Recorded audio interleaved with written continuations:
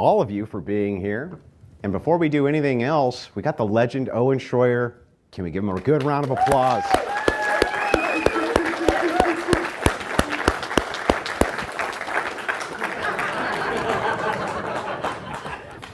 That said, you're still going to get stomped. So, first and foremost, let me clear up any misrepresentation when it comes to my views. I am anti-Zionist and anti-Christian Zionist especially. I have done many debates on the topic, and I've won them all. I'm also very anti-Islam and consider the ideology just as poisonous as the ideology of Zionism, especially Christian Zionism. I am not a war supporter in Iran, and I never have been. I say this at the beginning of the debate, so when bad faith trolls who are on foreign accounts try to influence American politics in the comments, claiming that I'm in some way a Zionist, pro-Israel, pro-Islam shill, you can shatter the lies by simply showing them the beginning of this debate, which they won't even watch, and you and I can laugh at their stupidity together. So, as you can tell, this is not Andrew's first foray into dealing with trolls after debates. And if you go look at Uncensored America's page, you'll see that about a third of the comments say exactly that sort of stuff Andrew addressed head on. And on top of that, those accounts usually have 1, maybe 2 subscribers. So, very blatantly bot accounts. What are you going to do? That said, I also don't believe Jews or Arabs are ontologically evil just because they are Jewish or Arabic. I represent a worldview, and I believe there are stupid and evil ideologies in this world, and those are the things I debate against and resist on a political level. Today we debate if Trump has been successful as a president. Usually I would clear this up semantically and quickly with Owen, but we seem to have the same general notion about what success means and doesn't mean, so we will just get right to the heart of the debate. I'd like to begin by pointing out that Trump stopping 2 different left-wing women from becoming president and being the first president who is a woman should immediately default him to the position of a successful president. As just that alone saved the nation from years of torment and suffering from the most insufferable vocal fried women the world has ever seen. That alone I feel like wins me the debate, but there's so much more. Starting on the pro-Christian side, Office of Faith, though I don't like who's in it, I like there's an office for it.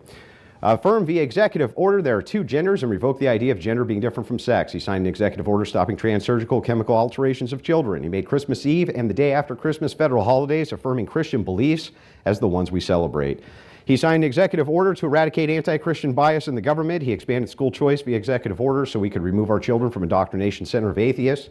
He signed an executive order expanding Christian participation in adoption. He reinstated the Mexico City policy blocking U.S. tax dollars from promoting abortions in other nations. He enforced the Hyde Amendment to stop federal funding of abortions. He strengthened the conscientious protection for doctors and nurses who are against abortion. He supported religious charter schools. He directed the State Department to prioritize against Christian persecution abroad, just to name some of his policy directives. And that's just the Christian side. Domestically, his most major victory is something incredible. Net migration negative, more immigrants leaving than coming. Both legal and illegal, which was his primary function in office from the standpoint of voters, and this is one of the few Western nations where that is the case currently with limited exceptions. The Cato Institute, very pro-immigration, had to admit themselves that Trump has limited legal immigration even more than illegal immigration, negating the base fear from his own base that he would stop illegal immigration, ramp up legal immigration. He hasn't. Over 130,000 less per month just on the legal side. Real wage growth is up 1.3% under Trump. It was negative under Biden. The federal workforce down 10%, which is excellent. Crime is down across the nation. Even Owen agrees with that. The Overton window has shifted right on most national conversations, including LGBTQ and transgender ideology. This isn't even getting into the historic court cases like Roe v. Wade and Chevron, which undid huge injustices in the United States. These are just some of Trump's accomplishments among many. I just can't list them all due to time. The idea of Owen Shroyer and many other anti-Trump right-wingers is accelerationism. The glaring logical hole, of course, in that is all that happens is Democrats get power, make life worse for everybody, and then they just run back to Republicans to fix everything the Democrats did, and the entire time is spent by Republicans cleaning up the mess that Democrats and leftists left for us. It doesn't work and can't work in a two-party system. Ensuring Democrat control by denouncing Trump and Republicans just assures a packed Supreme Court, outrageous censorship, mass migration, expansion of gay agenda, feminism, and the movement of an anti-Christian and anti-Christ-driven world. You guys seem to forget we had Biden. It was awful. And rather than continue his policies, people elected Trump en masse because life under Democrats is fucking awful. Now, you aren't going to get everything you want out of any administration. Trump is way too pro-feminist, pro-gay, and pro-Zionist for my personal liking, but we all knew that going in. He was still vastly superior to the alternative to Democrats and their cohorts, especially Harris, who wanted to roll back tax breaks 30 seconds. and tax as an offset instead of tariffs, which is Democrat policy as usual. We knew Trump was pro-Israel. He moved the embassy to Jerusalem and tore up the Iran deal the first time around. We knew this was part of what we were getting when we elected him, including Owen Shroyer, who, by the way, was put in solitary confinement by Democrats and held, in my opinion, as a political prisoner. That's what's in store for us under Democrats. I will cede no ground to Democrats under any circumstances, as there's no alternative. There's nothing. You cannot give Democrats power, period. And with that, I'll cede the rest of my time, but just note that progressive ideology is always waiting to strike, and going against Trump is not going to help against that fight. So Andrew comes out really strong here by focusing strictly on policy and not really diving into rhetoric or emotional arguments. So net zero migration, pro-Christian policies, these are all culture war victories conservatives care about. Plus, his broader argument about the accelerationist crowd is one of the strongest points in this debate.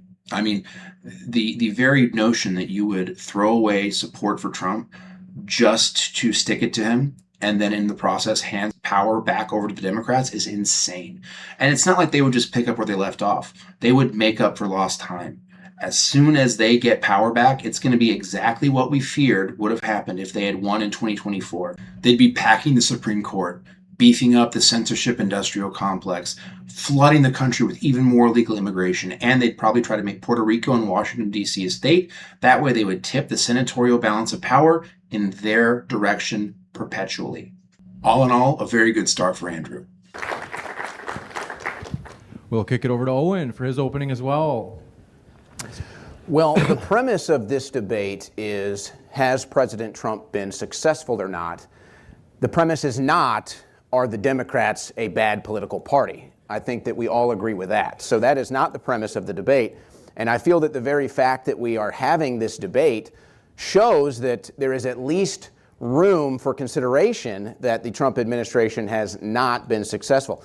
And while you do list off things that Trump has been successful on, and I will give credit to this administration on securing the border and lowering crime rates, quickly on those issues, though, these are not things that we should have to beg for. These are not things that we should have to consider a success. These should be things that are considered a standard. So really, that's more of a story of how corrupt our country has become. This is the first major issue I have with Owen's debating style. So he acknowledges that Trump did improve certain things, but he refuses to actually give him credit for them. This is a mix of what's called the nirvana fallacy and no-win framing. He's effectively redefining success to ensure Trump never gets credit for his successes. And unfortunately, as you'll see, this is a pattern that recurs with Owen over and over and over throughout this debate. Which gets to what this administration was supposed to be all about. It was supposed to be addressing the corruption head on in that collision and destroying it in the process. And I think it's fair to say that at least to this point, it's not happening. But here's some of the other issues that I think are going to be more important when it comes to, is Trump going to be successful? The economy. The vast majority of Americans still believe the economy is heading in the wrong direction. We have more Americans that are living paycheck to paycheck today than any other time in recent history. And as everybody is well aware, our national debt continues to go to record highs. But it's not just the country that's in debt. The average citizen is in debt. It's so bad now that people are having to take out payment plans for pizza delivery. Now, you might not want to blame all of that on President Trump, and perhaps that's fair, but yet this is the economy ongoing under President Trump. And it doesn't help when anytime there's another war on the other side of the planet, we have billions of dollars to spend on that while the average American continues to struggle. So the economy, I don't think you can claim has been a success. Tied into that is Doge, the Doge cuts. Elon Musk believed we could get $1 trillion in Doge cuts annually. We got a couple 10 million and they stopped that. There's not going to be any Doge stimulus checks, whether you wanted that or not. So Doge getting cut out cold, I think, was a major failure. Barack Obama has deported more Americans than Donald Trump. Now, we might get into the details of that today. I will spare those details for the opening. I'm sure that this will come back up, but yet that fact remains. What about the deep state? President Trump himself has posted about treasonous politicians more times than we can count. So if there's politicians that are treasonous and you are the president, then I have to ask, where are the arrests? That's kind of the biggest crime you can commit in this country, and yet nobody has been arrested. Don't even get me started on the Epstein clients, which are apparently a hoax one day, and then the next day Melania Trump is addressing the nation on how the victims of the hoax need to speak to Congress.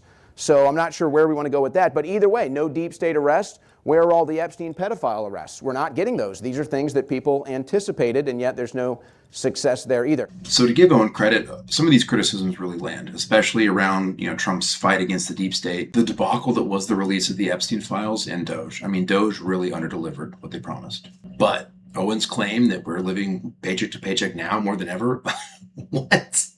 Does he not know we used to be a nation of farmers before the Industrial Revolution? Like, what the hell is he talking about? Come on.